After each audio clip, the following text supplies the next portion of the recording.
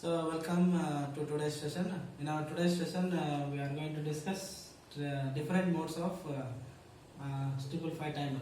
So in the last class, I discussed the pin diagram and description of pin diagram and its operation. Now in our today's session, we discuss the first mode of triple fight timer, that is triple fight timer as a monostable operation or monostable multivibrator. So another name for this is it is also called as one-shot multivibrator. Okay, one-shot multivibrator in the sense there will be only one stable state in the monostable operation. So what is that? Let us see. We can observe this is your circuit diagram of monostable multivibrator or operation diagram of multivibrator, and this is your functional diagram of monostable multivibrator followed by input-output waveforms. Okay. So now before going into the functional diagram, you just see this pin connection over here. So the main connection to act this triple five timer as monostable multivibrator is this particular connection where I am connecting an external components called as R and C. So R and C are going to form time constant, going to produce you the required time delay. So how they are connected, you just see 7 and 6 have been shorted, given to the junction to RA and C. The C is connected to ground, that is pin number 1. RA is connected to VCC to the reset pin number 4. Okay. So this connection diagram tells that the triple five timer is operating in multivibrator mode or monostable multivibrator mode. So now when you come to keep the point in your mind, very important point, for monostable operation an external triggering voltage is applied, but for an unstable operation it is not there. Okay, so this is the most important difference for unstable and monostable. Now externally I am going to give triggering voltage through the pin number 2. Okay, this is related to the circuit diagram. Now let us discuss the operation of monostable multivibrator using this functional diagram. Okay, so be careful, very simple to understand. As you know, the operation of triple five timer, now it becomes very easy to understand this monostable operation. Okay, so how it is simple, the same diagram I have drawn here.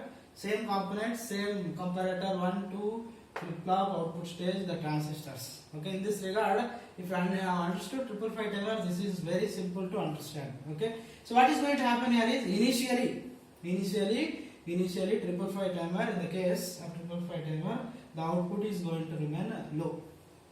Initially output is low. Indirectly I am saying that Q bar is 1, which is connected to the transistor Q1. When Q bar is 1, transistor is on. When transistor is on, it is going to short circuit the capacitor. So that means capacitor is in discharging mode. When it is in discharging mode, if you look at the waveform, the output is low. The output is low. Okay. So now you just observe, I am going to apply triggering pulse, external triggering pulse at the pin number 2. Okay.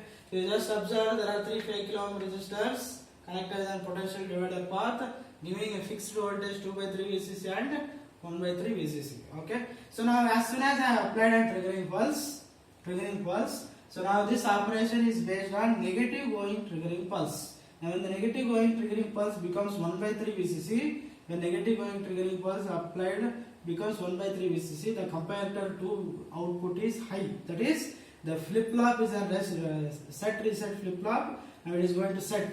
Now as soon as it is set, Q is 1, but Q bar is 0. Observe, Q is not connected anywhere in the diagram, but Q bar is connected. Now Q is 1, Q bar is 0. 0 in the sense, now this 0 is connected to Q1, making this transistor to turn off. As soon as this transistor is turned off, the capacitor immediately starts charging. You can observe in the waveform, when 1 by 3 VCC is reached, the capacitor starts charging. At the same time, this 0 through an inverter, output goes high. Okay. Now till this output is going to remain remaining in high position, now we are going to get a time period called as TP. The charging time, whatever you can call it as. The time period is called as TP. Okay. Now suddenly 2 by 3 VCC has reached. Now 1 by 3 VCC was there. It is going to tell comparator 2 is turned on. Now when 2 by 3 VCC is reached, now this comparator 1 goes high. It is nothing but reset operation. Q becomes 0, Q bar becomes 1. It is connected here. Now as soon as Q1 is on, it is going to short. Immediately, rapidly, the capacitor discharges to 0. You can observe in the waveform, immediately capacitor becomes 0. Immediately capacitor is going to become 0. Okay, so capacitor charging becomes 0. Okay, so while charging, capacitor charges through this resistor RA towards VCC. When it is discharging to 0 through this ground terminal over here. Okay, so when it is going to discharge, indirectly I am saying the output is going to become 0. You can observe the output is going to become 0 and 2 by 3 VCC has been reached. Okay, so now you just observe the difference. Now this output remains low until the next triggering pulse is going to be obtained. Now till that it is not going to show any stable state. Hence we are having only one stable state in the particular operation over here. Now that is possible with the triggering pulse going, a negative triggering pulse going from 1 by 3 VCC to 2 by 3 VCC. Okay, so this shows your input triggering pulse. This is your output waveform with a time period of Tp, the capacitor charging up to 2 by 3 VCC. Okay, so now as soon as I am saying capacitor charging, I am speaking in terms of capacitor voltage. That means monostable operation is dependent on this capacitor voltage, whose equation is given by Vc is equal to Vcc into 1 minus e to the power of minus t divided by Rc or Ra into C. Okay, so now since I am operating for charging and discharging, you just observe at t equal to Tp, that means when the monostable operation is going on, when the output is high, your Vc is going to charge up to 2 by 3 VCC. 2 by 3 VCC. Therefore, Vc is going to be remained as 2 by 3 VCC equal to VCC 1 minus E, where t changed to Tp divided by Rac. Now I have cancelled Vc.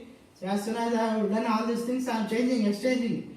Now 1 minus is there, I will take this one this side, I will send 2 by 3 that side, it becomes 1 minus 2 by 3 nothing but 1 by 3. Now e power t, e exponential term, I am going to send that side, it becomes natural logarithm of 1 by 3, whose value is minus 1.09. Okay, so now just observe minus will get cancelled. Now your Tp is equal to it is approximately equal to 1.1 multiplied times of Ra into C. Now you just remember ln of 1 by 3 is 1.09 minus. Now this minus will get cancelled. Now Tp is approximately 1.1 into Rac. Now this Tp is time constant. This is very important, time constant. Now this is the time period, Tp is time period, Rc is nothing but your time constant value multiplied as 1.1 times of Ra into C. Okay, so this is the mathematical expression which is going to tell that what is the delay that has been designed for this particular operation. Right? So I hope you have understood this monostable operation. Now the thing which you need to mind, triggering pulse is given. It is maintained between 1 by 3 VCC, 2 by 3 VCC, and your operation depends on Q bar changing to 0 to 1 and 1 to 0, capacitor charging and discharging. Right? I hope you understand this session of monostable operation. In the next session, we discuss unstable multivibrator.